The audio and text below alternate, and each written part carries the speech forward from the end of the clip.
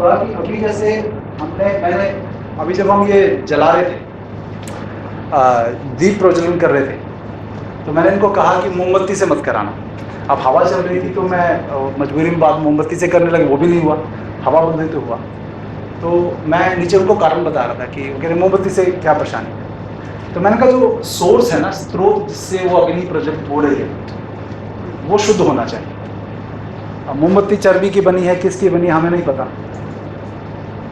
मैं क्यों बात बता रहा हूँ आपको ये, कि जो मैंने सारी बात बताई अभी, जो वैक्सीन का मैं आऊँगा, बच्चों पे आता हूँ, तो मैं उसके मूल में क्या है कि कहाँ से स्टार्टिंग है, मूल पे जाना पड़ेगा। जैसे यज्ञ होता है ना, कोई बड़ा यज्ञ होता है, तो जो पहले यज्ञ की अग्नि जो प्रज्वलित की जाती है, वो किसी माचिस वाचिस से नहीं की जाती, उसको लकड़ी को घिसकर जो है नेचुरल तरीके से आग उत्पन्न की जाती है, तो वो सबसे शुद्ध अग्नि मानी जाती है। तो मूल जो स्रोत है वो शुद्ध होना चाहिए। ठीक वैसे ही आप लोग जब आप बच्चों की बात करते हैं, बच्चों की हेल्थ की बात करते हैं, उनका मूल शुद्ध होना चाहिए। कौन है मूल? माता पिता। उनके मूल कौन है? उनके माता पिता। उनके मूल कौन है? उनके माता पिता। तो ये कड़ी है, चेन है पूरी। तो यदि आप बच्चा पैदा होने के बाद उसको कह रहे हो मैं इसको क्या दूं, क्या खिलाऊं, क्या नहीं करूं, तो आप जो है आधी परेशानी सॉल्व कर पाएंगे, पूरी शायद ना कर पाएंगे। तो अगर अब बच्चा पैदा हो गया है, उस समय नहीं पता था, नहीं जानकारी थी, तो आपसे करना शुरू कर दीजिए। समझ रहे मेरी बात? तो क्या करना पड़ेगा आपको? आपको मूल पकड़ना पड़ेगा कि आप यदि चाहते हैं कि आपके बच्चे स्वस्थ रहें, क्योंकि ये जो वैक्सीन वगैरह सब जो मैंने अभी पूरी कहानी सुनाई, इसका कारण क्या है कि ये सब तब होता है जब आपका बेस ज्ञान और आपका शरीर पहले से किराए की इम्यूनिटी से जी रहा है। वैक्सीन का मैं आपको इतिहास बताता हूं। वैक्सीन जो है वो आपका आयुर्वेद का ही कॉन्सेप्ट है। ये कितनों को पता है ये बात? वैक्सीन आयुर्वेद का ही पार्ट है, लेकिन इन्होंने उसको प्रोडक्ट बना लिया। बात और अच्छे समझाता हूं आपको मैं। कोई व्यक्ति कहेगा आपको कि भाई जूस पीना तो आयुर्वेद में बताया गया है, ठीक है, जूस पीना बता, तो आप जो है जूस पीने को गलत मत बताइए। किसने मुझसे कहा? हमने तो नहीं बताया कि तो आप रियल फ्रूट जो ट्रोपिकाना फ्रूट जूस पीने के लिए क्यों मना करते? आप समझे मेरी बात? वो जो कहना चाह रहा था, मैंने कहा नहीं, मैं तो नहीं मना करता हूँ जूस पीने को। नहीं, आप कहते कि पैकेट बंद जूस मत पियो। तो मैंने कहा हाँ, तो कह रहे कि वो तो जूस पीना तो आयुर्वेद में बताया गया है। आप, मैंने कहा अच्छा आप वो कह रहे हो। मैंने कहा देखो मेरे भाई, जब तक वो फल का जूस, फल का रस जो है आपने निकाला और तुरंत पी लिया, मैंने वो पीने के लिए कहा है। मैं 6 महीने की एक्सपायरी डेट लिखकर उस पर प्रिजर्वेटिव डालकर सोडियम बेंजोएट का और उसको कंपनी बना के प्रोडक्ट बना के लॉन्च कर दूं, मैंने वो नहीं कहा। ठीक वैसे ही वैक्सीन का भी हाल हो। वैक्सीन आयुर्वेद का कॉन्सेप्ट है जो आपके स्वास्थ्य के भले के लिए बनाई गई। वैक्सीन का मतलब ये इंजेक्शन नहीं, वैक्सीन का जो प्रोसेस है कि आपको किसी वायरस से इन्फेक्ट कर दिया जाए। चेचक में ऐसे किया जाता था कि वायरस से इन्फेक्ट कर दिया जाए जिससे आपके अंदर वो कंट्रोल तरीके से आए, 1-2 दिन बुखार हो, फिर आप ठीक हो जाए। अब हुआ क्या, आप सबको यहाँ पे एक वैक्सीन लगी होगी, ठीक है ना, सबके हैं निशान यहाँ पर, मुझको भी लगी। तो उस समय लोता, पंजाबी किसको लोता बोलते हैं? अच्छा, वैक्सीन को लोता बोलते हैं जब लगाते हैं इसको। अच्छा ठीक है, चलिए। तो ये अब आप समझिए, जब ये बच्चों को लगाया गया, हम सबको लगाया गया, तो 1 या 2 वैक्सीन लगते थे उस टाइम, ऐसे था ना। अब कितने लग रहे हैं पता है आपको? 19 साल की उम्र तक 32 वैक्सीन का चार्ट है पूरा, अगर आप अपने बच्चों को प्राइवेट हॉस्पिटल से लगाते हैं। पता है कुछ बात? कितने वैक्सीन बताया मैंने आपको? 32 वैक्सीन। 32 वैक्सीन जो है अगर आपके लगेंगे तो क्या हाल होगा आपका? उम्र 32 साल रह जाएगी। उम्र 32 साल रह जाएगी। ठीक बात हो सकता है। लेकिन जीवन कहते हैं ना कि जीवन को फर्स्ट क्लास एसी में सफर करना या जनरल डब्बे में करना, जनरल डब्बे वाली हालत हो जाएगी कि जीवन बेहतर नहीं बीतने वाला। ये ध्यान रखिए। अब इसका कारण क्या है, मैं आप उससे पहले अपना खुद का उदाहरण देता हूँ मैं आपको कि मेरे 2 बच्चे हैं। एक मेरी 10 साल की बेटी है जो गुरुकुल में पढ़ती है गुजरात में, उसको मैंने एजुकेशन सिस्टम से बाहर निकाल दिया अपने, और एक मेरा 4 साल का बेटा है। दोनों जो है ऑर्गेनिक है, ऑर्गेनिक बच्चे मैं बोलता हूँ। हाँ, तो ये शब्द लोगों को अच्छा लगता है। तो ऑर्गेनिक हैं दोनों के दोनों। किस तरह से कि जब दोनों को आज तक कोई वैक्सीन नहीं लगा, आज तक, मतलब झूठा भी नहीं लगा कि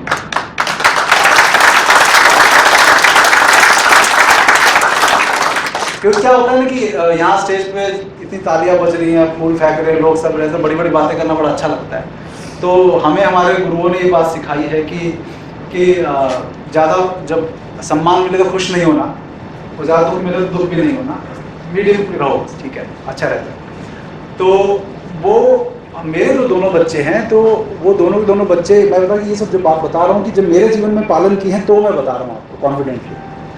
मेरे घर में फ्रिज है तो मैं फ्रिज की कभी बुराई नहीं करता, क्योंकि मैं खुद हूँ तो मैं क्यों कैसे बुराई कर सकता हूँ, है बुरा, लेकिन मैं कभी कहता नहीं कि फ्रिज छोड़ दो, क्योंकि वो एक कॉम्प्रोमाइज़ किया हुआ है घर में कि भाई पत्नी का एक फ्रिज रहने दो बस, भले हम उसमें कुछ रखेंगे नहीं, पता नहीं उनको। मैं कहा चलो आपने मेरी इतनी बात मान ली कि बच्चों को आज तक वैक्सीन नहीं लगवाया, कुकर में खाना नहीं बनाते, मिट्टी की हांडी में खाना बनाते हो, हर चीज़ मानते हो, चलो एक महीने मान। तो जो जीवन में खुद हम धारण कर रहे हैं वही बताना चाहिए। तो मेरे दोनों बच्चे जब वैक्सीन नहीं लगी, उनको बहुत उससे मतलब आज तक उनकी इम्यूनिटी बहुत अद्भुत है। और मैं इसको डिफाइन ऐसे करता हूँ बहुत सिंपल टर्म्स में कि आपके बच्चों को मान लीजिए जीवन रूपी एक सड़क है, उस पर चलना है उनको, जिसपे बीमारी रूपी कांटे बिछे हैं कहीं कहीं, तो वो कांटे उनके पैर में ना चुभ जाए, उसके लिए हम क्या करते हैं, हम कालीन बिछाने में लगे, कारपेट बिछाने में लगे हुए हैं उनके लिए, वैक्सीन रूपी कारपेट, हाँ, कि कहीं चुभ ना जाए। तो जीवन रूपी सड़क तो बहुत लंबी है, पूरी पे कारपेट बिछाएंगे तो वो तो बड़ा लंबा मुश्किल काम है। तो अच्छी क्वालिटी के जूते पहना दो उनको, मतलब इम्यूनिटी अच्छी कर दो उनकी, तो वो बच्चे अपने आप सारे कांटों से बच जाएंगे। ये मैं इस तरह से लोगों को समझाता हूँ, बात समझ में आई ना आपको? yes. तो ये आपको करना है, उनको हथियार दे दो। अब गली में अल्सेशियन कुत्ता घूम रहा है, डॉबरमैन घूम रहा है, रॉटवीलर घूम रहा है, कोई कुत्ता घूम रहा है, तो आप उसको ये अल्सेशियन को मारने के लिए लकड़ी ये लकड़ी इस कुत्ते इस नस्ल के लिए, ये लकड़ी इस नस्ल के लिए, तो हर नस्ल के कुत्ते अलग अलग लकड़ी बच्चे को दोगे तो वो जब तक वो हमला करेगा, लकड़ी उठा के लाएगा तो उसका बेचारेगा वो खा लेगा उसको। तो आपको एक ऐसी लकड़ी दे दो जो हर नस्ल के कुत्ते को मार सके। तो बच्चे की इम्यूनिटी इतनी स्ट्रॉन्ग कर दो कि कोई वायरस आने दो, कोई बीमारी आने दो, वो उसको ठीक कर ले। बात समझ रहे हैं? yes. ये जो गारंटी देती है ये किराए की इम्यूनिटी नहीं देती। जितनी भी वैक्सीन हैं ये सारी रेंटेड इम्यूनिटी पे है, किराए की इम्यूनिटी देती है, आपको खुद की इम्यूनिटी नहीं देती। और ये हमेशा ध्यान रखिएगा जो नेचुरल इम्यूनिटी है, ये मेरी रिपोर्ट नहीं, ये WHO भी खुद बोलता है, 27 गुना ज़्यादा इफेक्टिव है प्राकृतिक इम्यूनिटी वैक्सीन की इम्यूनिटी के मुकाबले, 27 गुना। फिर भी ये लोग प्रमोट क्या करते हैं, वैक्सीन लगाओ, वैक्सीन लगाओ। आपको पता है वैक्सीन लगाना वॉलंटरी है, बताया हुआ आपने ना, इतना तो पता है ना आपको? कोई भी आपको कोई भी वैक्सीन लगाने की जबरदस्ती नहीं कर सकता है। लगे आप बता दो कि 2 मई 2022 को सुप्रीम कोर्ट का भी ऑर्डर, हमने केस हमारे अवेकन इंडिया मूवमेंट टीम के नाम से काम करते हैं हम देश में, उन्होंने सुप्रीम कोर्ट तक से जजमेंट ले लिया, हालांकि वो था पहले से। तो अब कोई व्यक्ति, संस्था, स्कूल में, कॉलेज में और सरकारी नौकरी, प्राइवेट नौकरी में अगर गलती से एक SMS भी आपको कर देगी वैक्सीन लगाना कंपल्सरी है, कल लगवानी है, तो वो सुप्रीम कोर्ट के आदेश की अवमानना है, कंटेम्प्ट ऑफ कोर्ट है, और सीधा उसमें जेल होगी। इसलिए आप कभी मत डरिएगा कि उन्होंने बोल दिया अब क्या करें, बच्चों को लगाना पड़ेगा, कोई नहीं कह सकता। तो ये आपकी जानकारी के लिए मैं बता रहा हूँ। तो ये हिडन डेंजर्स इन वैक्सीन करके एक पुस्तक हमको मिली थी, ये मलेशिया में कंज्यूमर एसोसिएशन ऑफ पराग एक संस्था है, जैसे आपकी संस्था वेलबींग के लिए काम करती है, ऐसे मलेशिया में संस्था अब है थी, हमें पता नहीं है, लेकिन उनकी पुस्तक मेरे हाथ लगी। तो ये हिडन बहुत एक पॉकेट बुक है जिसको हम रीप्रिंट करवाने वाले हैं, हिंदी में भी ट्रांसलेट करवा रहे हैं। आप लोगों को पर होने के बाद आप लोग पंजाबी में भी कराना चाहें तो बहुत अच्छा है, हम उपलब्ध कराएंगे आपको। तो हिडन डेंजर इन वैक्सीन ये लगभग 1995 के आसपास की पुस्तक छपी हुई।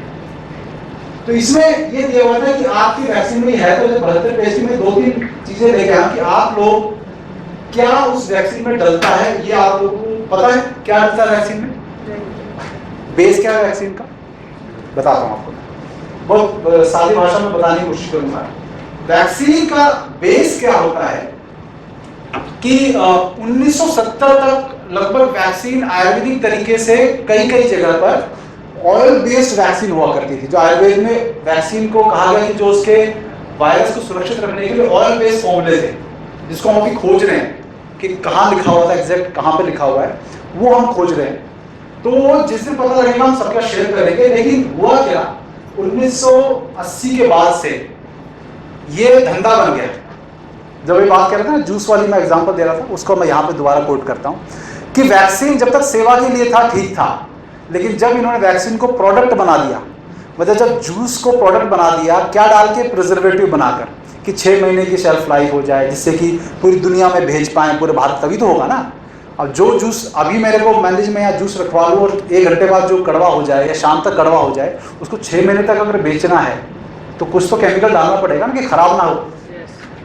ठीक वैसे ही जो वैक्सीन वो भी प्रोडक्ट बन गया जो शेल्फ में ज़्यादा दिन तक सुरक्षित रहे, उसके लिए उसको प्रिपेयर करने का पूरा प्रोसेस डिफाइन किया। किस तरह से हम कर सकते हैं ज़्यादा से ज़्यादा मुनाफा। मुनाफे की बात कहाँ से आई?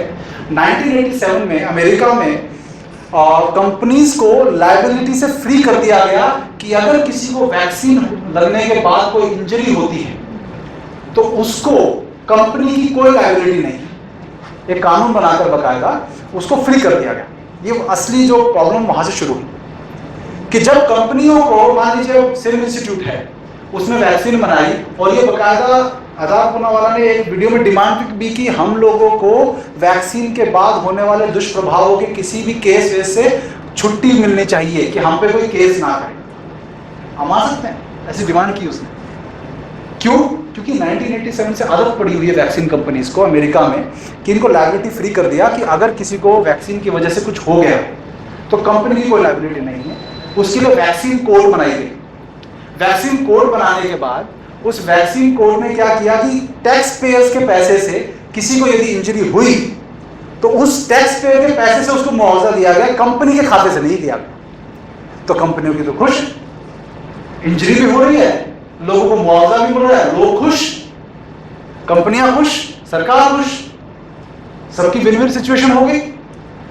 अब हुआ क्या, जो हम एक दो वैक्सीन लग रहे थे हमारे, अब वो अमेरिका से जो चीज शुरू होती है, whatever is their past will be our future। जो उनका पास्ट है वो हमारा फ्यूचर होने वाला है। मतलब उन्होंने जो कचरा कर करा के सब भोग विलास करके छोड़ दिया, हम लोग आज उसको नए फैशन की तरह अपनाते हैं। यही होता है ना, whatever is modern is just western। जो भी हम मॉडर्न कहते हैं एक्चुअली में वो क्या है, पाश्चात्यकरण है, बस पश्चिमीकरण है और कुछ नहीं। It is not modern. तो वो जो वैक्सीन कंपनियां बिल्कुल जब खुले होगी तो एक वैक्सीन किसी आपके बच्चे के जो चार्ट में ऐड होती है, वैक्सीनेशन चार्ट में, एक वैक्सीन ऐड होने पर मिनिमम 1 से 2 बिलियन डॉलर एक कंपनी कमाती है। बिलियन डॉलर, मिलियन नहीं बोल रहा हूं, बी 10 की power 9 billion dollar, 100 crore dollar. ठीक है, एक के पीछे 9 जीरो, ठीक है ना, मान लीजिए। हाँ, तो 1 बिलियन 1 से 2 बिलियन डॉलर कम होते हैं क्या?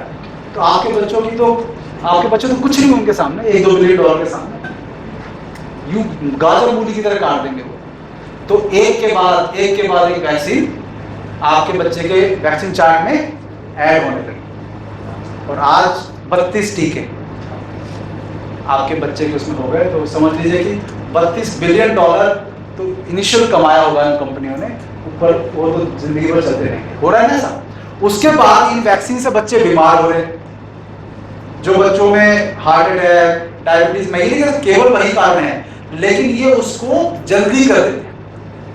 वैक्सीन की वजह से बच्चे हमारे जल्दी जवान हो रहे हैं, उनकी प्यूबर्टी की एज प्रीपोन हो गई है। जो बच्चियों को पीरियड्स आने का और जो वीर्य बनने का जो प्रोसेस 10, 12, 13 साल में होता था, अब वो 8-9 साल तक आ गया, बट बेटियों में खासकर। उसका बहुत बड़ा कारण क्या है? वैक्सीन, जंक फूड, लाइफस्टाइल, बहुत सारी चीजें, लेकिन वैक्सीन बहुत इंपॉर्टेंट पार्ट। क्यों पार्ट प्ले करता है कि जब आपने वैक्सीन को प्रोडक्ट बना दिया, तो उस प्रोडक्ट को बनाने के लिए तो वैक्सीन का बेस ये होता है, इसमें भी एक मैं खतरनाक चीज बताऊंगा आपको। बेस ये होता है कि किसी वायरस, जैसे मान लीजिए मैं सिंपल सा बात, मैं इनके अंदर कोई वायरस है, उस वायरस को आइसोलेट किया गया कि भाई उस वायरस, मान लीजिए कोरोना वायरस, मैं मानता नहीं वैसे, लेकिन कोई और वायरस मान लीजिए, पोलियो वायरस मान लीजिए, पोलियो का वायरस किसी एक व्यक्ति से निकालकर आइसोलेट किया गया कि भाई उस वायरस को एक से हमें करोड़ों वायरस बनाने हैं। क्योंकि वैक्सीन में एक्चुअल में क्या होता है पता है आपको? जो बीमारी ठीक करना चाहते हैं उसी का कमजोर वायरस होता है। आप कभी भी देखना, पोलियो की ड्रॉप ले लेके घूमते हैं गांव-गांव, उनसे मांग लेना, उसकी वो जो शीशी होती है ना, उसके ऊपर लिखा होता है कंटेन्स पॉलीमेलाइटिस वायरस। तो उस पोलियो की ड्रॉप के अंदर पोलियो का ही वायरस होता है, और लिखा क्या होता है? वीरो सेल्स के अंदर प्रोसेस किया गया। वीरो सेल्स का मतलब बंदर की किडनी के सेल के अंदर ये इसको प्रोसेस किया गया। अब बंदर की किडनी का सेल कहां से आ गया? लिखा होता है, मैं झूठ नहीं बोला, आप करके देख। मैंने कहा जो मैं बता रहा हूं सब आप पकड़ के किसी पोलियो वाले को बोला, दिखा मुझे जरा शीशी, दिखा क्या डाल रहा है इसमें, तो यही होता है उसका। अब वो वायरस जो है वो तो अपने आप में, अगर मान लीजिए किसी बच्चे में पोलियो का असर हो गया, उस वायरस ने असर कर दिया, तो बच्चा पोलियो का मरीज बनेगा। वो एक चांस है, बहुत बड़ा चांस, और ऐसा हो भी रहा है, अफ्रीका में हो रहा है, भारत में हो रहा है। लेकिन खतरनाक चीज क्या है कि फल का रस जो था, मैंने बताया था, पहले बताया था, फल का रस अपने आप में खराब होगा नहीं होगा वो बात की बात है। अब जो केमिकल उसमें डालते हैं उसको ज्यादा सुरक्षित रखने के लिए वो क्या डाले जाते हैं? अब वो जो एक वायरस था उसको मुझे करोड़ों वायरस बनाने हैं, तो उसको खुराक भी देनी पड़ेगी ना, कोई मीडियम में रखना पड़ेगा ना।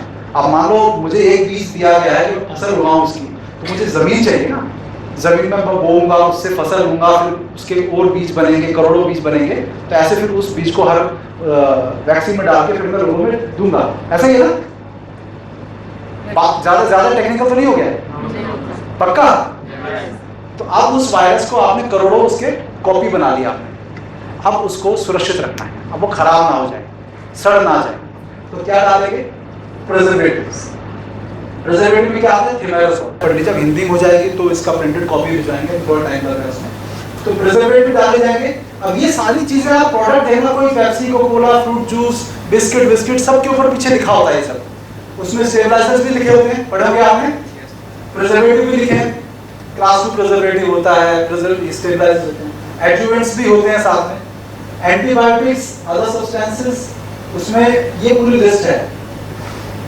ये भारत सरकार की वेबसाइट पे भी ये लिस्ट है, इसमें कोई अपनी तरफ से सेंसेशन फैलाने के लिए नहीं डाला गया कुछ भी। तो aluminium hydroxide, aluminium phosphate, ammonium sulphate, ये सब बहुत सारी चीजें। ये मुख्य रूप से क्या है? ये animal tissues, example monkey kidney, चिक एम्ब्रियोज, चिकन एग। तो जो शाकाहारी तो भूल जाओ वैक्सीन देने के बाद कि आपके शरीर में, अब ये वैक्सीन के अंदर मांसाहार कैसे है इसका भी बहुत डिटेल में हमारी सरकार से लड़ाई हुई थी जब कोरोना वैक्सीन वाला, वो भी मैं आपको बताऊंगा। तो ये एनिमल टिश्यूज आ गए, जो कि मैंने बात की थी, वीरो सेल्स, मतलब जो पोलियो के उसके अंदर होता है। तो अलग अलग वायरस का अलग अलग जानवरों के टिश्यूज के ऊपर कल्चर किया जाता है, क्योंकि उन्होंने ये ढूंढा हुआ है कि इस वायरस के लिए इस जानवर के टिश्यूज ज्यादा फेवरेबल हैं। ये मतलब पोलियो का वायरस बंदर की किडनी पे अच्छे से ग्रो होता है, ये वाला वायरस इस पे अच्छे से ग्रो होता है, तो इसके हिसाब से वो बदलता रहता है।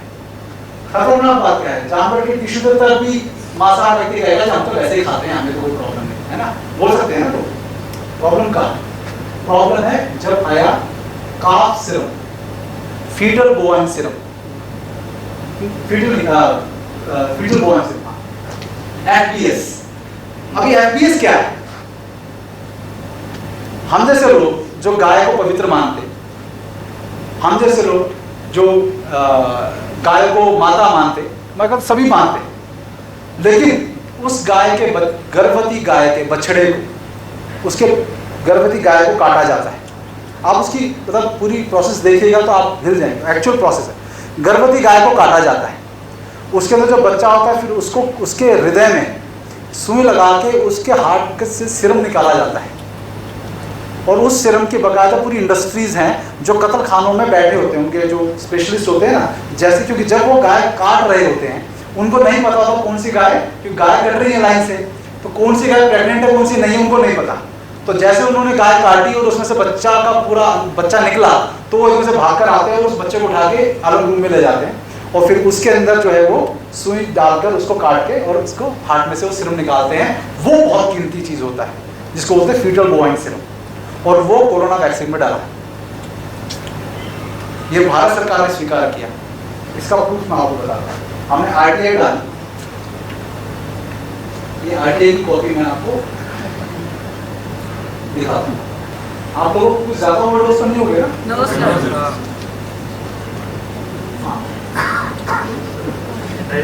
है। चलिए अच्छी बात। इससे पहले कई आरटीआई डाली हमने, हमारे मित्रों ने डाली, क्वेश्चन पूछा तो सरकार ने हमेशा गोल गोल जवाब दे दिया।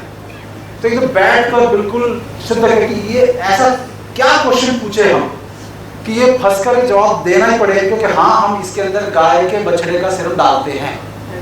तो वो जब क्वेश्चन डिजाइन हुआ तो उसमें वो फंस कर उनको उत्तर देना पड़ा। क्वेश्चन क्या पूछा गया कि does vaccine procedure used in FPS making of corona vaccine in any form, कि क्या वैक्सीन बनाने के समय किसी भी रूप में फीटल बोवाइन सीरम का प्रयोग होता है क्या? अब ये पूछ लिया हमने, अब उसका उत्तर क्या आया? उत्तर सुन के आप लोगों को हैरानी होगी। ये हमारे देश की सरकार जो ये लिखा है, ये क्वेश्चन आता है, ingredient made by Bharat Biotech Serum Institute and approved by Indian government or department। Question इतना स्पेसिफिक पूछा कि बच नहीं पाया कि सीरम इंस्टीट्यूट, भारत बायोटेक या भारत सरकार किसी भी डिपार्टमेंट किसी भी फॉर्म में एफपीएस यूज करता है क्या, जिससे कि वो किसी डिपार्टमेंट में भी ना डाल पाए। तो अब इसमें क्या उत्तर आया, बाकी सब तो बाद में आगे भेज दूंगा। अब ये पॉइंट नंबर 8 इसका दिमाग पड़िएगा, जूम इसका नीचे करके यहाँ पर बताया हुआ है। एज पर information provided by firm, newborn calf serum is used in revival process of Vero cells which is used for the production of coronavirus during the manufacture of Covaxin। बात समझ में आई? Yes। क्या बताया उन्होंने, हिंदी में मैं बताता हूँ कि एज पर जो हमें जानकारी दी गई है कि नए जो अजन्मे बछड़े के सीरम को ये वीरो सेल्स के रिवाइवल में यूज करते हैं। मतलब वीरो सेल्स कौन से बताए थे अभी? बंदर की किडनी के सेल। तो बंदर की किडनी के सेल जिनमें वायरस को इन्होंने कल्चर करना है, मल्टीप्लाई करना है, अब वो वीरो सेल भी अपने, उनको भी तो खुराक चाहिए। अब बात समझ रहे ना, वो भी तो किसी जानवर में से निकाले गए, तो उनको भी तो, अब वो जानवर से तो निकाल दिए तो जानवर के अंदर से तो जानवर खुराक दे रहा था उनको, हम खाना खा रहे तो हमारे सेल्स को मिल रहा है ना खुराक, लेकिन वो वीरो सेल्स जब बंदर से निकाल लिया आपने तब भी तो उनको खाना चाहिए। वो खाना किस रूप में दिया जा रहा है? गाय के बछड़े के सीरम के रूप में।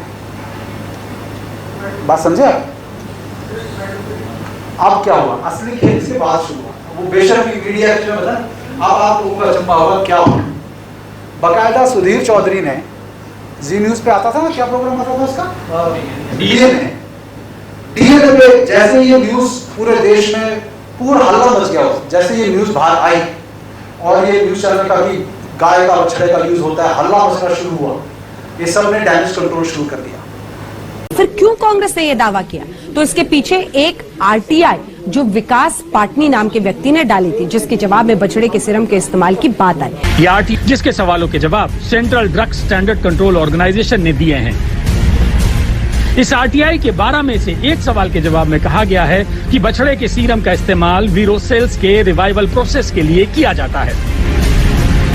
आरटीआई में साफ साफ शब्दों में लिखा है कि इस प्रोसेस का इस्तेमाल भारत बायोटेक द्वारा कोवैक्सीन बनाने में किया जा रहा है, और यहीं से भ्रम की शुरुआत होती है कि क्या कोवैक्सीन वेज है या नॉन वेज।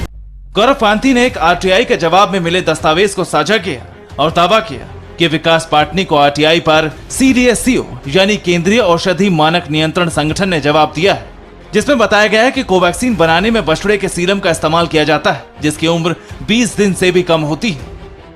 इस दावे के बाद सोशल मीडिया पर कोवैक्सीन की विश्वसनीयता को लेकर चर्चाएं होने लगी। आज भारत की सरकार ने इस फेक न्यूज पर ब्रेक लगाए और इस पर सही जानकारी लोगों के साथ शेयर की है, जो मैं आपके साथ शेयर कर रहा हूं।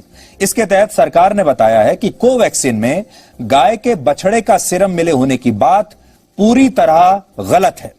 गौरव ने अपने ट्वीट पर आरटीआई की रिपोर्ट भी शेयर की है। ये जवाब central drugs standard control organisation ने व्यक्ति के आरटीआई पर दिया है, जिसमें वैक्सीन में बछड़े के सीरम के इस्तेमाल का जिक्र है, लेकिन मामला जितना आसान लग रहा है उतना है नहीं। ये जो काव या काफ मतलब बछड़ा होता है, ये जो काफ का सीरम होता है, ये सीरम किस लिए इस्तेमाल किया जाता है? ये एक लॉन्ग स्टैंडिंग ग्लोबल प्रैक्टिस है। कई वैक्सीन में, पोलियो की वैक्सीन में, रेबीज की वैक्सीन में, इन्फ्लुएंजा की वैक्सीन में इनिशियल तौर पे ये सीरम इस्तेमाल किया जाता है। सिर्फ इसी समय क्यों इशू को उठाया गया है? शायद ये हिंदुस्तानी वैक्सीन है, इसको लेके कुछ लोगों को शुरू से ही कंट्रोवर्सी बनाने की आदत रही है। ये एक ऐसी प्रक्रिया है जिसका प्रयोग वैक्सीन बनाने के लिए वैज्ञानिक आज से नहीं कई दशकों से कर रहे हैं, और दुनिया की बड़ी बड़ी बीमारियों की जो वैक्सीन हैं वो सब इसी प्रोसेस से बनती हैं। उदाहरण के लिए पोलियो, रेबीज, इन्फ्लुएंजा वैक्सीन्स इसी प्रक्रिया के तहत बनाई जाती हैं। और अब सवाल यह है कि जब इन वैक्सीन्स को लेकर कभी कोई आपत्ति नहीं हुई, तो फिर आज ये विवाद कैसे खड़ा हो गया और फेक न्यूज कहां से आ गई? क्योंकि ये वैक्सीन्स हमारे भी देश के लोग वर्षों से, दशकों से लगवाते आ रहे हैं, लेकिन तब किसी ने ये खबर नहीं फैलाई।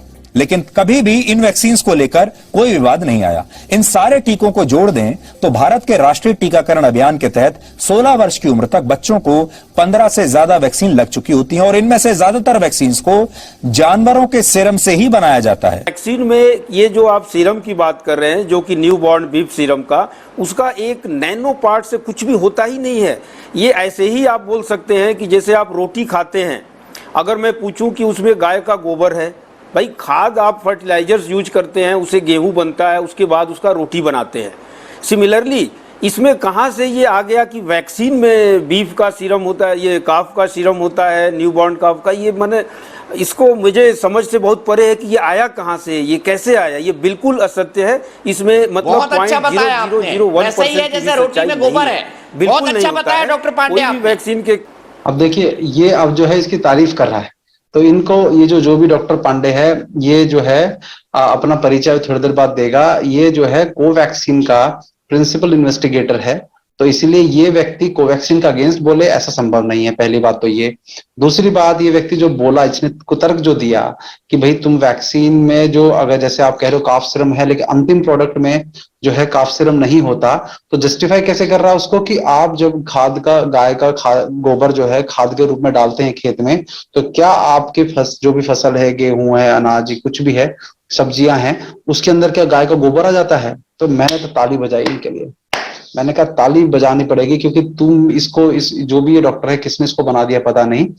आप समझिए कि जब आप पेस्टिसाइड डालते हो, तो जब जो है ऑर्गेनिक की जब आप बात करते हो, तो ऑर्गेनिक और प्राकृतिक भोजन का मतलब ही ये होता है कि उसमें किसी प्रकार का पेस्टिसाइड ना डाले। तो यदि पेस्टिसाइड, आप गोबर की खाद डालने से अगर गोबर नहीं आता, तो पेस्टिसाइड की डालने से जो है वो पेस्टिसाइड का जहर करके पंजाब और हरियाणा में और देश भर में जो कैंसर के रोगी बढ़ गए हैं जमीन में जहर डाल डाल के, तो वो भोजन में कैसे आ गया? इनको कोई पूछिए। तो अगर ऐसा है कि तो ऑर्गेनिक खेती का पूरा कॉन्सेप्ट ही गलत हो गया, फिर तो ऑर्गेनिक के ऊपर बात करना ही गलत हो गया फिर तो ये तो पूरा कॉन्सेप्ट, तो इनको जो है ये कुतर्क जो है इनके सामने आप झुकिए मत, इनके सामने इनका मुंह तोड़ जवाब हमको देना है।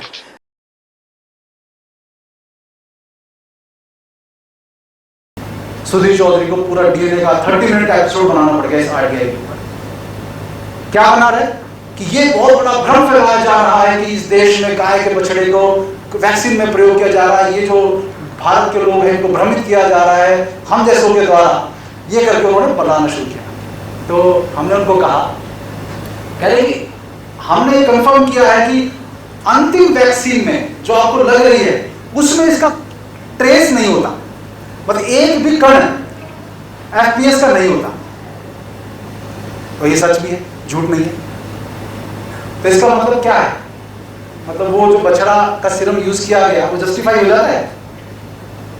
अगर एंड प्रोडक्ट में वो चीज नहीं है, जैसे आपके यहाँ सीवेज ट्रीटमेंट प्लांट है यहाँ पर, वहाँ गंगा जी में, मैं हरिद्वार रहता हूँ, तो राजीव गांधी जी ने बहुत महान काम, मतलब मैं सरकास्टिकली बोल रहा हूँ कि sewage treatment plant Ganga ji पे शुरुआत में बनवा दी, कि जो गंगा जी में घरों के अंदर से जो लैट्रिन निकलेगी, कचरा निकलेगा, वो सब गंगा जी में डालने से पहले सीवेज ट्रीटमेंट किया जाएगा, उसके बाद उसको ट्रीटमेंट करके गंगा जी में डाला जाएगा, जिसके अंदर उसका उस लैट्रिन का, मल का कोई ट्रेस ना रहे। तो आप मुझे बताइए कि आपके ऊपर पानी के टैंक में कोई घोल दे पूरा, आपके जो सेप्टिक टैंक का पूरा कचरा, और उसके बाद कहे कि मैं नीचे एक मशीन लगवा रहा हूँ जिसमें उस टंकी के पानी को बिल्कुल ट्रीट करके आपको पीने लायक शुद्ध पानी, जिसमें बिल्कुल गंदगी नहीं दिखेगी, ना महक में हो, ना टेस्ट में, किसी भी तरीके से कोई टेस्ट नहीं होगा, आप पी लोगे? अमेरिका में तो ऐसा होता है ना, शायद सीवेज ट्रीटमेंट प्लांट से ही सारा करके पानी घरों में आता है। भारत में गंगा जी में ऐसा हो चुका है बहुत पहले, राजीव गांधी के टाइम पे। अब मुझे बताइए, जब वीरो सेल, जिसके अंदर सेल कल्चर हुआ, वो गाय के बछड़े के सिरम से पोषकता पाके उसको सुदृढ़ होकर फिर पोलियो वायरस को मल्टीप्लाई करवा रहे, तो खुराक मैंने तो की ना। तो ये तो ऐसे कह देंगे कल को कि गाय का जो ऑर्गेनिक खेती करते हैं, गाय का गोबर रहता है ना जमीन में, है ना, तो ये क्या कह सकते हैं कि ये भी गलत है। तो क्या, क्योंकि इसमें उस ऑर्गेनिक, मतलब हम ऑर्गेनिक कहने वालों को तो मूर्ख साबित कर देंगे ना ये लोग, कि हमने अगर गाय का गोबर जमीन में डालकर फसल उगाई तो वो ऑर्गेनिक जो है उसका गुण जो है अंतिम फसल में है ही नहीं। गोबर है क्या हमारे गेहूं में, चावल में गोबर आता है क्या? नहीं आता ना, लेकिन ऑर्गेनिक बोलते हैं उसको। तो ये तो वही लॉजिक हुआ। तो हमने इनकी धज्जियां उड़ाई और सबको ये कहा कि अगर वैक्सीन तुम किसी भी कारण से लगवा रहे हो, लेकिन ये कारण जानने के बावजूद भी लगवा रहे हो, तो हम तुम्हारे को बचा नहीं सकते। क्योंकि सूक्ष्म रूप में आप देखिए गुरुद्वारे में क्या होता है, मतलब आप इसकी और सूक्ष्मता में समझाता हूँ। गुरुद्वारे में मैं बहुत, जब राजीव भाई को नहीं सुना था, तो क्योंकि मैं अपनी जिंदगी के इंसिडेंट्स को बहुत क्लोजली ऑब्जर्व करता हूँ, कि जब मैं गुरुद्वारे में शायद होश संभालने का पहली बार जब मैं लंगर खा रहा था वहाँ पर, ये बात है दिल्ली के गुरुद्वारे की, जो कनॉट प्लेस में है ना, उस गुरुद्वारे शीशगंज जो चांदनी चौक में है। तो जब वहाँ लंगर खा रहे थे तो उन्होंने रोटी मुझे ऊपर से पकड़ाई, देखा ना आपने, जब आप यूं करते हैं रोटी ऊपर से पकड़ाई जाती है, ऐसे नहीं कि वो आपके हाथ में ऐसे धरता है, नहीं ना, ऊपर से क्यों पकड़ाते हैं? झूठी हो जाती है। आप किसी को समझाओ, आज की मॉडर्न पढ़े लिखे को या किसी फॉरेनर को समझाओ, क्या ये क्या है, मतलब रोटी ऊपर से, ये मैं खुद सोचता ये क्या तरीका रोटी पकड़ाने का?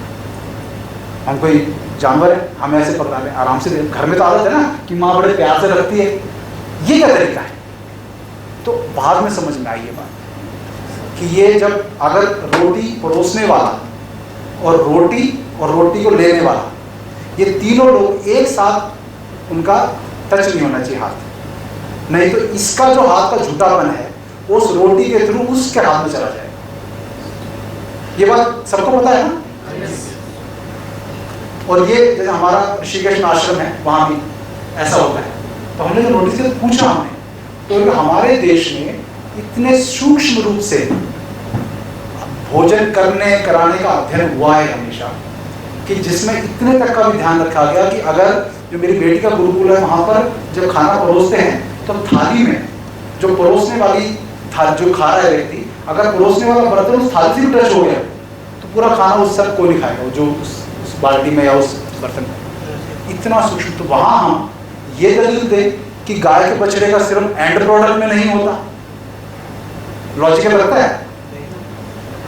जब इतना झूठे का ध्यान रख रहे हैं आप रोटी परोसते समय, खाना परोसते समय, ये हमें हजम कर जाएंगे भारत के लोग, तो इनकी बहुत धज्जियां उड़ाई। अब जिनको समझ में आया ठीक है, लेकिन हमने कम से कम इस विषय को बहुत ब्रेवली हमारे सब लोगों ने फाइट किया। तो ये बात समझ में आपके? तो आपका मांसाहार जो है वो किसी वो सूक्ष्म रूप में करते हैं। अब इससे भी खतरनाक बात, चलिए आपके मन में गाय के प्रति मान लीजिए कोई भाव नहीं, मान लीजिए ऐसे मेरे देश में बहुत लोग तो उनके लिए भाव नहीं है, तो क्या किया जाए? इंसानी जो एबॉर्शन के बाद बच्चा होता है उसकी किडनी के सेल्स, अब आपको ये आपने देखा होगा जब कोई प्रेग्नेंट महिला डॉक्टर के पास जाती है तो डॉक्टर क्या बोलता है? ज्यादातर डॉक्टर क्या करते हैं? एबॉर्शन की सलाह देते हैं। देखा आपने आजकल जी लड़का नहीं सुनाई दी एबॉर्शन करा, क्यों? उनको पता है ना एबॉर्शन करने के बाद वो बच्चा उनके प्रॉफिट का काम है उनका, वो बच्चे के किडनी के सेल्स बेचकर उनको पैसा मिलेगा। जैसे कत्ल खाने में गाय को बछड़े को किससे सीरम इकट्ठा किया जा रहा है, ठीक वैसे ही जब बच्चे का एबॉर्शन, किसी महिला का एबॉर्शन होता है तो उस बच्चा भी वो किसी इंडस्ट्री के लिए एक प्रोडक्ट है। उसके किडनी के सेल्स जो है वो कई वायरस में ये जो नीचे लिखा है एनिमल टिश्यूज बीटा प्रोटीन और फीटल बॉयल सीरम, ये उसके बाद नीचे है human diploid cells originating from aborted human fetal tissues. Human diploid cells आप कभी सर्च करेंगे तो पता लगेगा कि ये इंडस्ट्री, वैक्सीन बनाने की इंडस्ट्री के कुछ वायरस जो हैं वो इंसानी किडनी के सेल्स के ऊपर अच्छे से ग्रो होते हैं। तो कुछ जो वैक्सीन किससे बनती हैं? इसके कल्चर। तो एक तरह से आपको जानवर भी खिला दिए, उससे बच गए, तो आपको गाय का भी बछड़े का सिरप खिला दिया, वैक्सीन खिला दिया, मतलब डाल दिया आपके शरीर में। अब रहा सहा क्या था? आपको कैनिबलिज्म की तरफ, आपको अपनी ही इसको क्या अपनी ही जाति के व्यक्ति को खा लेना, मतलब आप मनुष्य का मांस खाए, शेर का मांस, कैनिबलिज्म बोले। तो वो आपको सूक्ष्म रूप में अब ये भी कहते कि भाई एंड प्रोडक्ट में नहीं होता, फिर ये दलील देंगे, तो इस दलील में नहीं फंसना है। तो आपको इंसानी मांस तक इन्होंने आपके शरीर के अंदर का सूक्ष्म रूप में इंजेक्ट कर रहे हैं। आप उस बच्चे की मानसिकता सूक्ष्म रूप में, जब हम गुरुद्वारे का ध्यान दे रहे हैं तो जब आपने डाल दिया, ब्लड स्ट्रीम में डाल दिया, क्या होगा? आप उम्मीद करते हैं कि वो बहुत सात्विक व्यक्ति बनेगा? ऐसा नहीं। तो मोनोसोडियम ग्लूटामेट, MSG सुना होगा आपने, एजिनोमोटो, MSG, ये है नियोमाइसिन सल्फेट। ये जितने भी मैं आपको Vero cells, continuous line of monkey kidney cells, washed sheep red blood cells, ये सारे जो है आपके उसमें वैक्सीन में इतनी चीजें डलेगी। 32 वैक्सीन जब डलेंगे तो अलग अलग वैक्सीन में तो अलग अलग चीजें हुई ना उसमें, तो आपका बच्चा ये झेलेगा। तो वो आपको लगता है कि वो इस देश में जब कोई नया हॉस्पिटल खुलता है एलोपैथी का, वो उस शहर के लिए मातम दिवस होना चाहिए, खुशी की बजाय। होता क्या है? पूरा सब खुशी मनाते हैं, अखबार में छपता है आज यहाँ नया हॉस्पिटल, एक एम्स हुआ करता था दिल्ली में, आज क्या हो रहा है? हर राज्य में एक एम्स खुलने की तैयारी हो रही है ना।